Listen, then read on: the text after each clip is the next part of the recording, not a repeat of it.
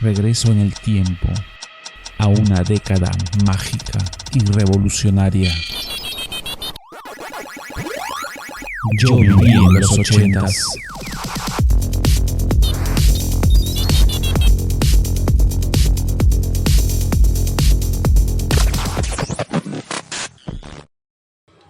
Hoy les presento el origen de He-Man y los amos del universo.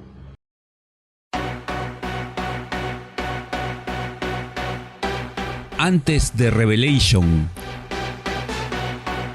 antes de las princesitas del poder, antes de He-Man del 2002,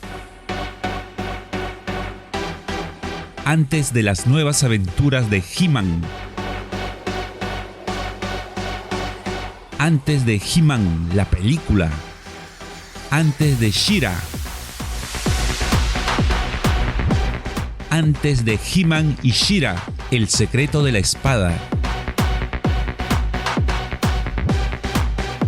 Los niños y niñas de los 80s teníamos al verdadero y único He-Man y los amos del universo.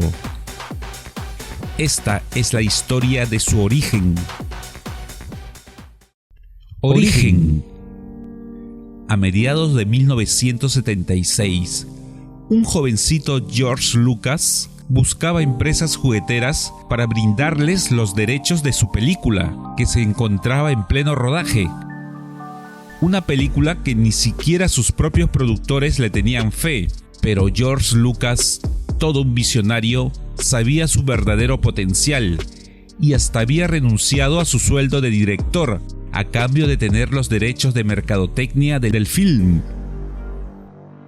Su primera opción fue la popular Mego, especialistas en personajes de cómics y televisión, y no aceptaron las condiciones de Lucas. Su otra opción era Mattel, y después de reunirse con su presidente, Ray Wagner, rechazó a Lucas, sobre todo porque no tendría un respetable stock de juguetes para la Navidad de 1977, y también porque el celosísimo George Lucas no quería brindarles anticipadamente las imágenes que tendría sus juguetes. Faltando unos meses para su estreno, la única empresa que aceptó las condiciones de Lucas fue la pequeña y poco conocida Kenner.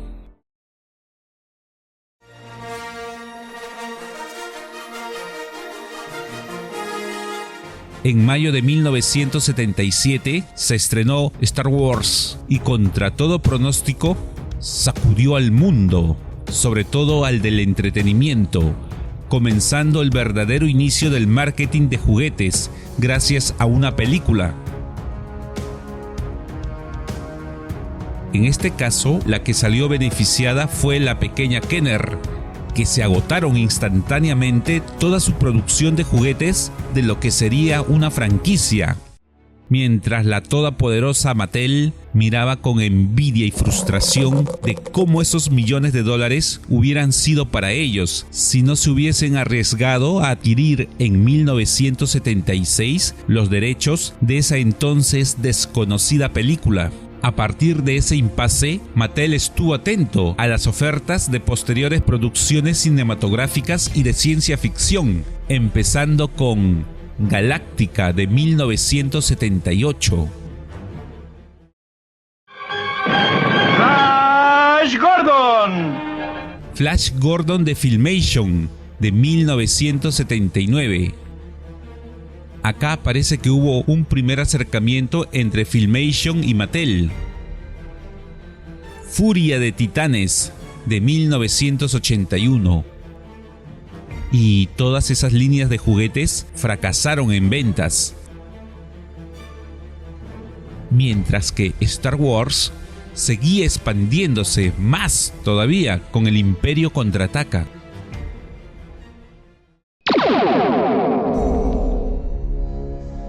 Por 1980, Mattel tenía un proyecto de crear su propia línea de juguetes para competir con la franquicia de Star Wars. Hicieron un focus group o encuesta a un grupo de niños, donde salió una constante, la palabra poder. y con estos resultados pidió a su diseñador de juguetes, Roger Sweet, ideas, y este conceptualizó la idea del poder, musculando unas figuras ya existentes de Mattel, y eran del famoso Beat Jean, una figura de 10 pulgadas que salieron a la venta en 1972 para competir con los primeros G.I. Joe. Y después de su respectivo tuneado salieron 3 personajes. Eran un bárbaro, una especie de Boba Fett y un cabeza de tanque. El elegido fue el bárbaro, bautizado como He-Man. Tenían ya la idea y la forma del personaje, pero faltaba su imagen definitiva. Y aquí aparece Mark Taylor, que incluía un prototipo del personaje de He-Man, llamado Torak. Según él confiesa, se inspiró en Conan el Bárbaro, de Frank Frazetta, y en su villano era un personaje esquelético de una casa del terror, de un parque de diversiones que lo dejó traumado de niño. Con eso en mente, creó una historia épica entre el bien y el mal, dando vida a He-Man y a Skeletor y los lores del poder, pero sonaba muy religioso en inglés y lo cambiaron finalmente por Master of Universe o los amos del universo. Las figuras eran corpulentas, de fieros rostros, mucho más grandes y poderosas que las figuras de Star Wars, pero no tenían una película que los respaldara, así que idearon poner en cada figura un minicómic donde narraba brevemente los orígenes de un bárbaro llamado He-Man. We must stop his evil power. To Grayskull! Defeat He-Man's forces, Motley. Y lanzaron en 1981 su primera propaganda producida por Filmation, basada en sus minicómics, y sus primeras figuras salieron a la venta en febrero de 1982.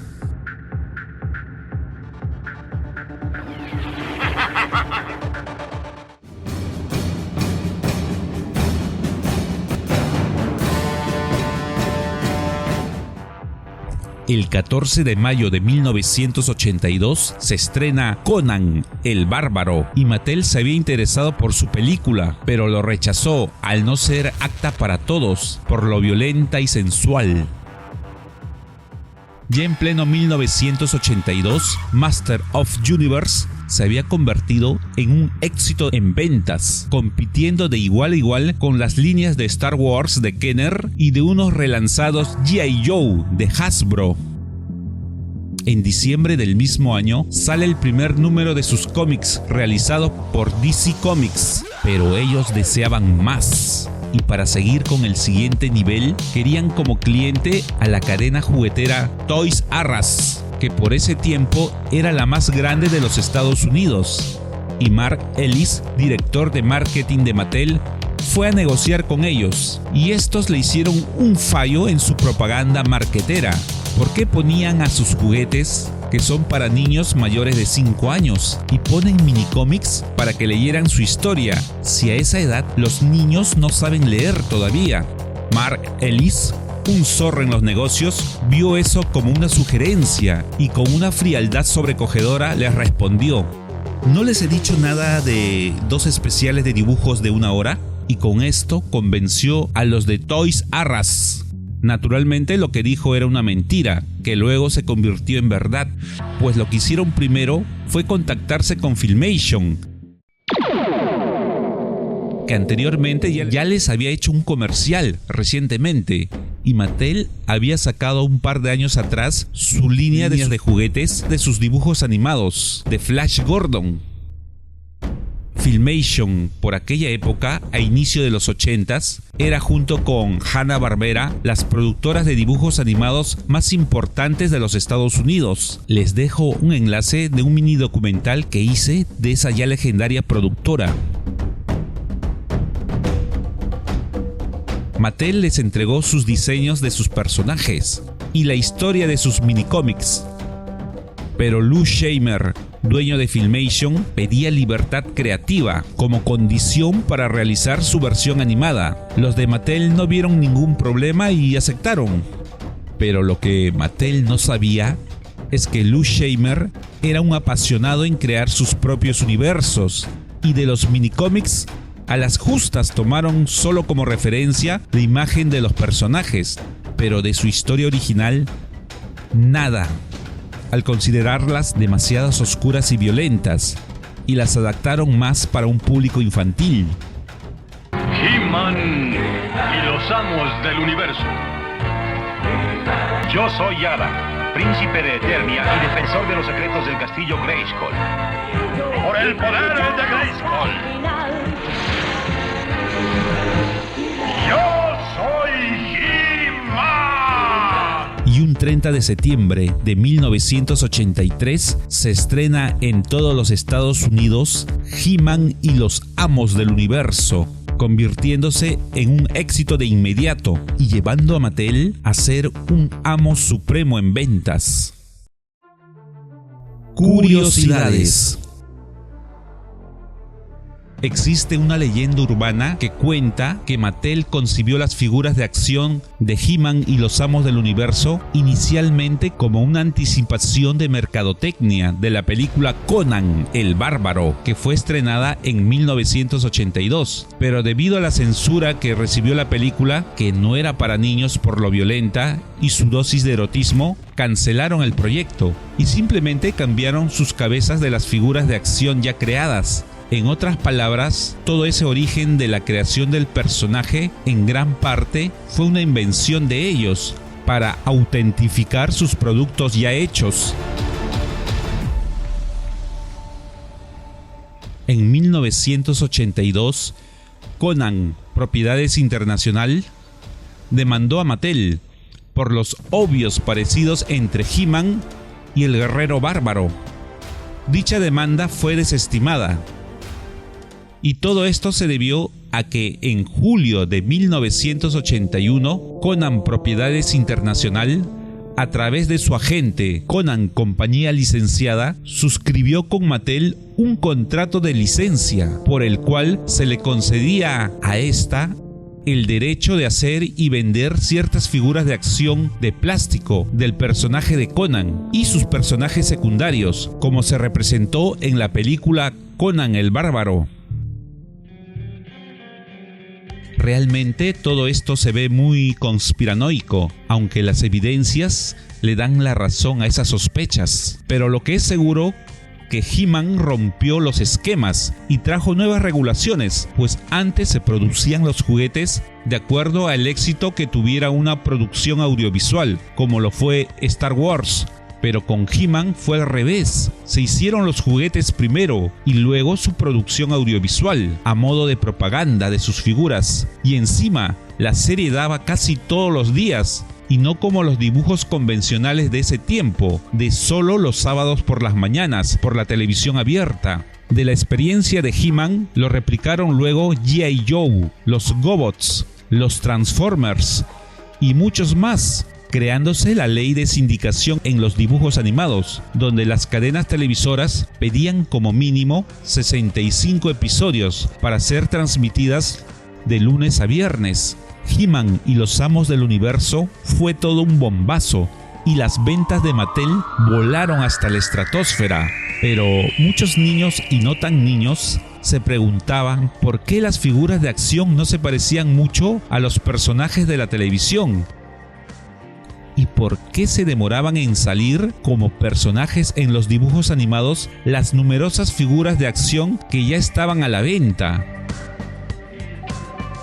Y eso se debió a Filmation, que prácticamente habían creado un universo alterno al de las figuras de acción de Mattel y sus minicómics. Y como dijo Lou Scheimer, el más de Filmation, él quería contar historias con sus personajes y no ser una simple propaganda de juguetes. Esta descoordinación de ideas y objetivos, que al comienzo no eran muy notorias, a la larga salió perjudicando a las ventas de Mattel y luego a la serie. Su espectacular banda sonora fue creada por los productores musicales Shuki Levy y Heinz Saban, pero por ese tiempo tenían como su artista exclusivo a Juan Guillermo Aguirre Mandiola, el capitán Memo Aguirre. El universo ya está protegido por el poder de Grayskull.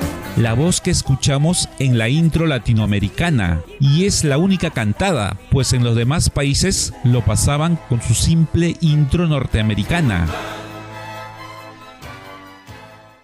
Su fantástico doblaje fue hecho primero por Cinza Oruga, destacándose como un gigante, la poderosa voz del inmortal Rubén Moya. Yo soy Yada, príncipe de Eternia y defensor de los secretos del castillo Grayskull. Por el poder de Grayskull, yo soy He-Man. Y no se quedaba atrás el señor Álvaro Tarcisio como ese fenomenal Skeletor. Necesito tiempo para urdir un buen plan. Merman, necesito de tu ayuda aquí en la montaña mágica. Quiero que vengas de inmediato. Estás como operado del cerebro, ni siquiera puedo ayudarme yo. Realmente He-Man es todo un inmenso universo y este pequeño informe no pretende abarcarlo, solo ilustrarles de su nebuloso origen, que no está claro hasta ahora. Lo que sí está claro es que esta espectacular serie, a diferencia de los Estados Unidos, que se le recuerda más por los juguetes de Mattel, de Master of Universe, acá en Latinoamérica lo recordamos más por su dibujo animado, al que le llamábamos simplemente He-Man, que nos maravilló, nos emocionó y hasta nos educó con sus mensajes y moralejas, inculcándonos a su manera valores que tanto hace falta ahora en esta tecnológica y superficial sociedad narcisista, donde presumir lo poco que se tiene es una virtud. Tengo que dar un agradecimiento especial a Crisomélido. Muchas gracias por su colaboración y muestras de cariño hacia mi canal. Y a ustedes también, muchas gracias por ver el video. Y si les ha gustado, regálenme su valioso like. Comenten si desean tener más información de esta ya legendaria serie. Suscríbanse a mi canal para que les llegue más videos reveladores como este. Revisen su ilustrativo contenido, donde encontrarán videos que abrirá una ventana hacia esa revolucionaria década, ilustrando a las nuevas generaciones y desbloqueando recuerdos olvidados a los que la vivieron. Y eso lo sé porque yo viví en los 80s. Un placer, gracias por permitirme estar aquí en su espacio. Un saludo para todo el auditorio. Por el poder de Grayskull, yo tengo el poder. Era actor. Incluso él aquí en Azteca, sí, era Canal 13.